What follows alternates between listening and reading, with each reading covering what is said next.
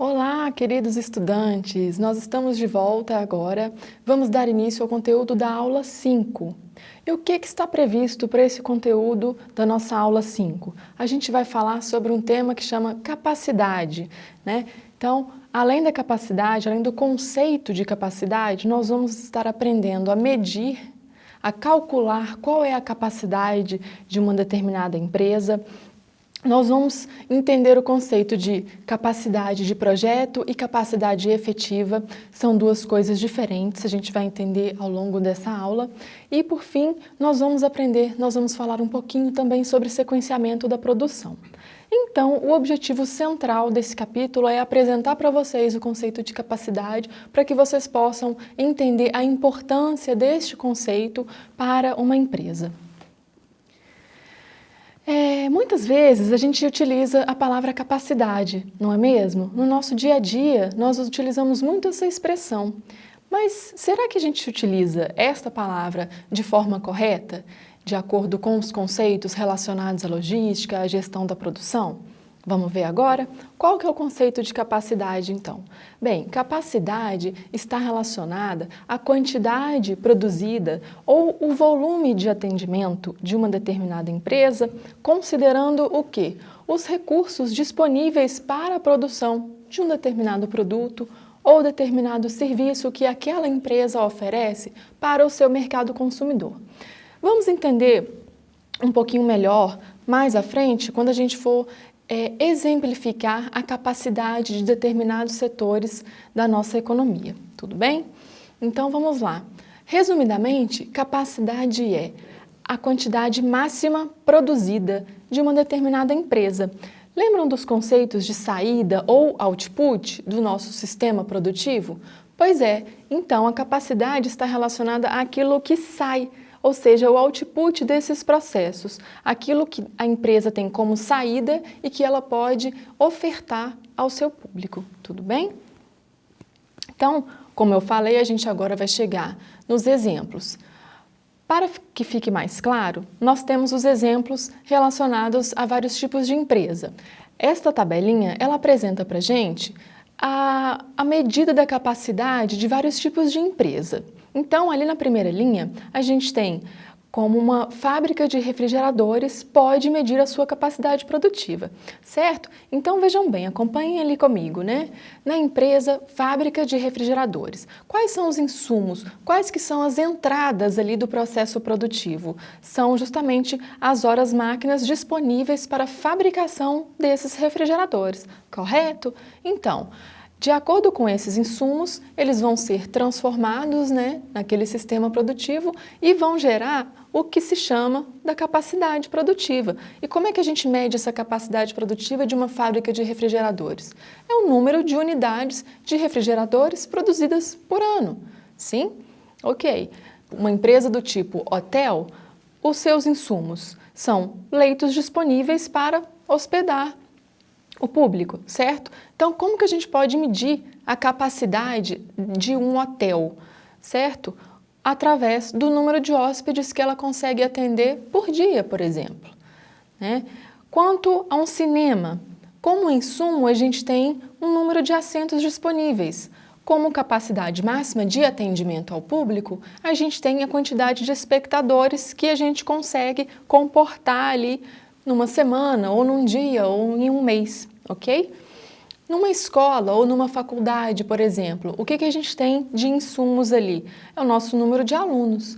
E a capacidade está relacionada ao quê? Número de alunos formados no ano ou em um semestre, ok? Já quanto a uma fábrica de cimento, por exemplo, a gente pode medir a capacidade medindo quantas toneladas de cimento são produzidas por dia, por exemplo, né? Quanto a uma empresa de transportes, os insumos ali que você pode estar calculando estão relacionados ao número de assentos disponíveis. Já a capacidade para você atender ao seu público está relacionado, por exemplo, ao número de passageiros que você consegue atender num ano, ou em um mês, ou em uma semana. E assim por diante vai. A gente pode também ter esse estudo da capacidade, a gente pode medir essa capacidade em qualquer tipo de empresa, tudo bem? Assim como essas duas aí que restaram, usina hidroelétrica e uma loja de varejo, por exemplo. Então, esse quadrinho aqui, ele exemplifica bem o que a gente entende por capacidade, tudo bem? Outro exemplo real que a gente traz aqui para vocês está relacionado a uma fábrica, né? Fábrica de canetas. Ela tem uma capacidade máxima de produzir 10 canetas por minuto, certo? Então, deu para a gente entender. A partir do exemplo daquela tabelinha anterior, a gente consegue entender o quê? Que tipo de empresa é essa? Uma fabricante de canetas, tá? Qual que é a medida da capacidade que a gente está tratando esse exemplo aqui? Quantas canetas essa empresa produz por minuto, certo? Então, neste exemplo aqui, foi dado para a gente que essa empresa ela produz 10 canetas por minuto. Se a gente quiser calcular qual que é a capacidade por hora, a gente simplesmente vai multiplicar esse valor por 60, certo? Então, essa capacidade de 10 canetas por minuto, a gente também pode multiplicar por 60 para a gente descobrir a capacidade por hora. Então, a capacidade por hora é 600 canetas produzidas em uma hora, tudo bem?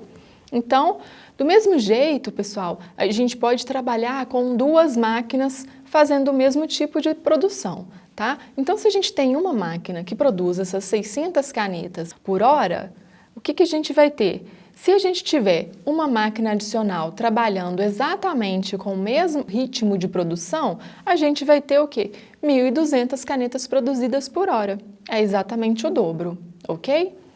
Outra peculiaridade, né, desse cálculo da capacidade é que a gente pode ter, dentro de um mesmo sistema produtivo, um processo que é considerado um gargalo, ou seja, é um processo que não consegue ter a mesma capacidade produtiva dos demais. Essa figurinha aí apresenta bem essa situação. Vejam bem, a gente tem todos os processos ali, exceto o C, com a mesma capacidade. Todos eles, o processo A, o B, o D e o E, eles têm a capacidade de 10 unidades por hora, ou seja, eles produzem um determinado produto nessa capacidade, 10 unidades por hora. Já o processo C é o único que tem uma capacidade diferenciada, ele tem uma capacidade menor. Então, ele é considerado o gargalo desse processo, tudo bem? Então, pessoal, vistos esses conceitos, por que é importante a gente aprender a calcular a capacidade produtiva de uma determinada empresa? Vejam bem, a capacidade produtiva, ela tem que estar atrelada ao setor de vendas da minha empresa, ao processo relacionado a vendas, ao marketing, né? Por quê? Esse estudo da capacidade, ele precisa de informações importantes que quem vai dar para ele? É o setor de vendas. São as informações oriundas do setor de vendas que vão auxiliar a empresa a determinar sua capacidade, tudo bem? E é claro, pessoal, é importante a gente falar que a capacidade de uma empresa, ela vai determinar sim os custos de uma empresa, os custos operacionais, certo? Dito isto, a gente vai aprender a medir a capacidade de uma empresa. Vamos lá. Outro exemplo que a gente traz aqui para vocês, para a gente poder calcular essa capacidade produtiva, é o seguinte, vejam bem. Uma fábrica consegue processar 100 garrafas de refrigerante de 2 litros em 1 minuto.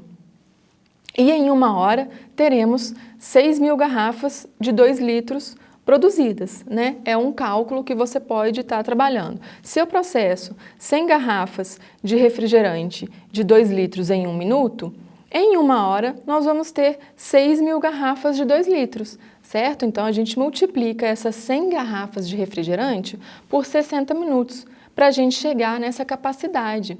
Lembrando que a capacidade pode ser dada em hora, em minutos, dias, semanas, meses ou ano, ok? Seguindo, pessoal, a gente tem 2 conceitos relacionados à capacidade que é muito importante a gente distinguir. O primeiro está relacionado à capacidade do projeto e o segundo conceito está relacionado à capacidade efetiva. Qual que é o grande diferencial entre esses 2 conceitos? Bom, Todo equipamento, quando ele vem de fábrica, ele tem uma determinada capacidade, ou seja, é a capacidade original dele, né? A capacidade efetiva está relacionada mais a uma capacidade real daquele equipamento, daquela máquina, porque existem algumas perdas que são naturais. Então, justamente essa diferença que se dá pelas perdas é que a gente pode calcular a capacidade efetiva, ok?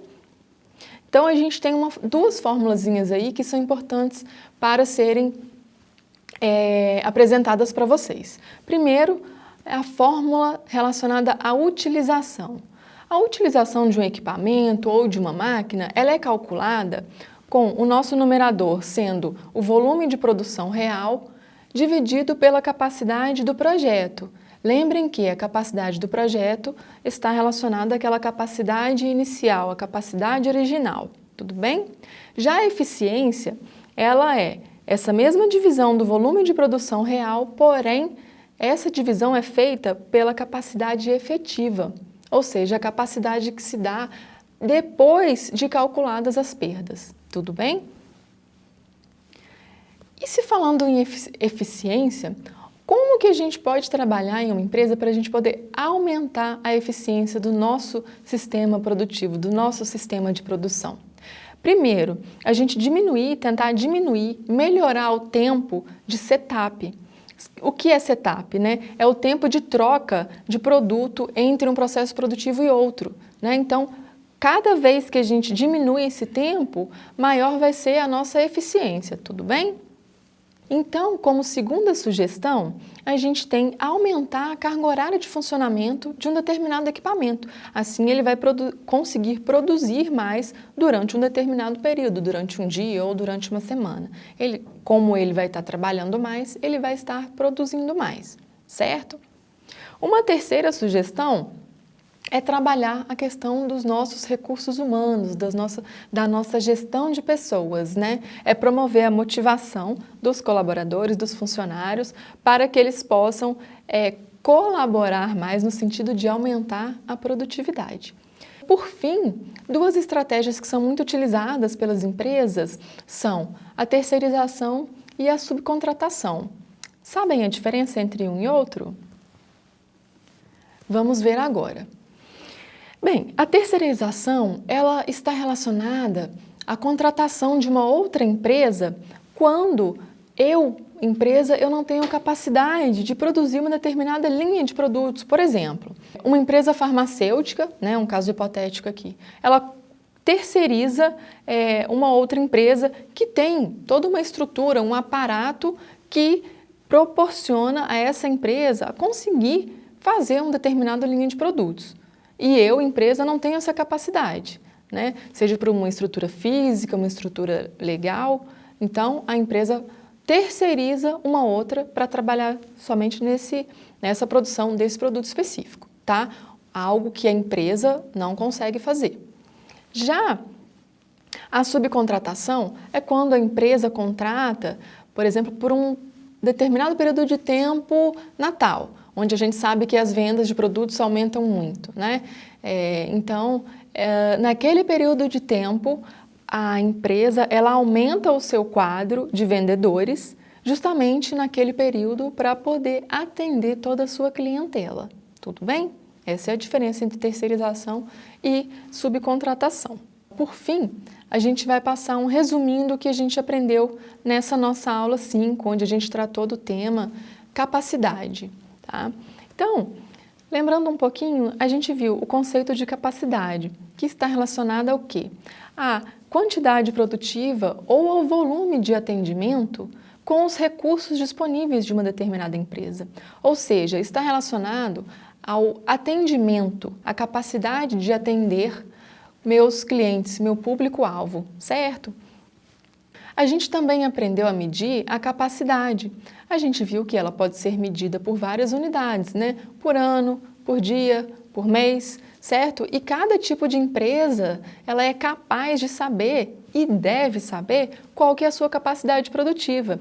E essa informação, ela tem que estar muito aliada ao setor de vendas, certo? E por fim, a gente conseguiu também distinguir os conceitos de capacidade, capacidade de projeto e capacidade efetiva. Bem, nesta aula a gente finaliza o conteúdo aqui e vejo vocês em breve na nossa aula 6.